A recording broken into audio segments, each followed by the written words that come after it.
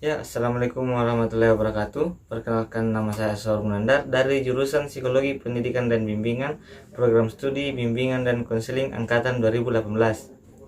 Baiklah, saya akan menjelaskan mengenai konsep dan hakikat bimbingan anak berkebutuhan khusus.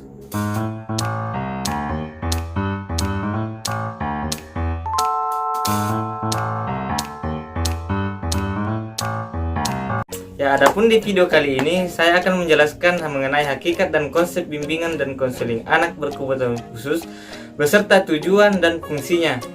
Yang pertama, pengertian anak berkebutuhan khusus. Bimbingan dan konseling anak berkebutuhan khusus merupakan pemberian bantuan layanan kepada anak berkebutuhan khusus di sekolah oleh guru BK ataupun konselor secara terencana. Secara umum, bimbingan dan konseling anak berkebutuhan khusus adalah membantu anak berkebutuhan khusus untuk melalui hambatan-hambatan dan mengenali potensi dirinya.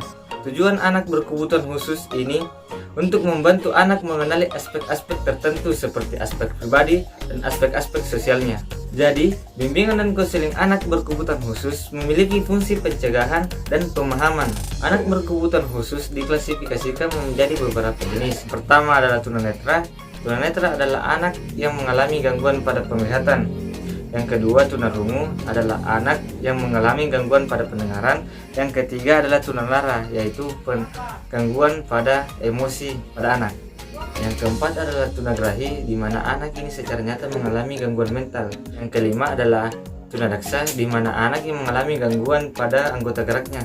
Yang keenam yaitu selebral, di mana anak mengalami gangguan pada saraf otaknya. Yang terakhir adalah tunawicara. Tunawicara adalah hambatan pada anak dalam berkomunikasi. Adapun permasalahan yang dialami oleh anak berkebutuhan khusus seperti pada bidang pendidikan, bidang pribadi dan sosialnya, dan bidang karirnya.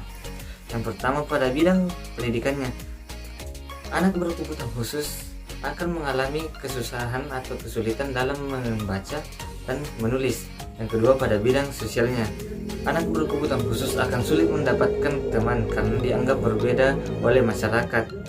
Yang ketiga, yaitu pada bidang karirnya, anak berkebutuhan khusus akan sulit mendapatkan pekerjaan melalui minat dan bakatnya karena orang-orang akan berpikir mengenai kebutuhan yang dimilikinya. Padahal anak berkebutuhan khusus ini memiliki kebutuhan yang sama dengan anak normal lainnya, seperti kebutuhan psikologisnya seperti makan, minum, dan lain-lainnya. Yang kedua, kebutuhannya itu seperti rasa cinta dan ingin dimiliki. Dan yang terakhir itu adalah kebutuhan ingin dihargai. Selanjutnya, kita perlu memahami anak berkebutuhan khusus sebagai individu yang memiliki konsep diri. Pada anak berkebutuhan khusus, kita tahu bahwa mereka memiliki keterbatasan fisik dan mental. Ini akan menjadi hambatan tersendiri untuk membangun konsep diri secara positif bagi mereka. Untuk menunjang pendidikan anak berkebutuhan khusus, maka dibentuklah program sekolah inklusi. Laike Kamartan menyatakan bahwa sekolah inklusif memberikan kesempatan bagi semua anak untuk bersekolah di sekolah umum dengan anak yang lainnya. Adapun tujuan sekolah inklusi yaitu yang pertama, untuk memberikan kesempatan kepada seluruh anak untuk menempuh pendidikan. Yang kedua, yaitu untuk membantu meningkatkan mutu pendidikan dasar. Dan yang ketiga yaitu menciptakan sistem pendidikan yang menghargai keanekaragaman.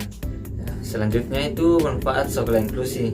Yang pertama, anak normal atau non-ABK akan semakin toleran kepada anak ABK. Yang kedua, hilangnya rasa takut kepada anak berkebutuhan khusus. Dan yang ketiga yaitu anak non-ABK atau anak normal tidak menolak untuk bersahabat atau berteman dengan anak berkebutuhan khusus. Namun menjalankan program sekolah inklusi ini memiliki kendala-kendala seperti minimnya sarana dan prasarana yang menunjang untuk pendidikan inklusi ini. Yang kedua itu kurangnya pengetahuan dan keterampilan yang dimiliki oleh seorang guru dalam menjalankan sistem pendidikan inklusi ini. Kita juga perlu memahami anak berkebutuhan khusus dengan cara asesmen. Adapun tujuan asesmen anak berkebutuhan khusus yaitu untuk mengetahui kemampuan anak, mengetahui hambatan belajar anak, mengetahui pencapaian perkembangan anak, dan mengetahui kebutuhan belajar anak.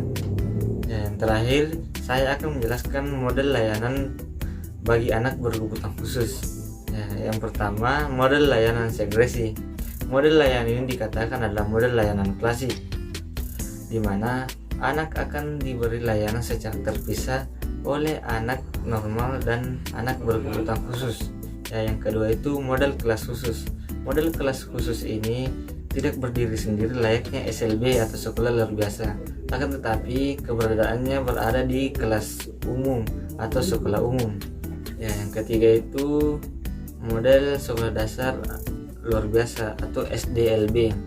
Ya, model SDLB ini menampung anak berkebutuhan khusus pada pendidikan dasar.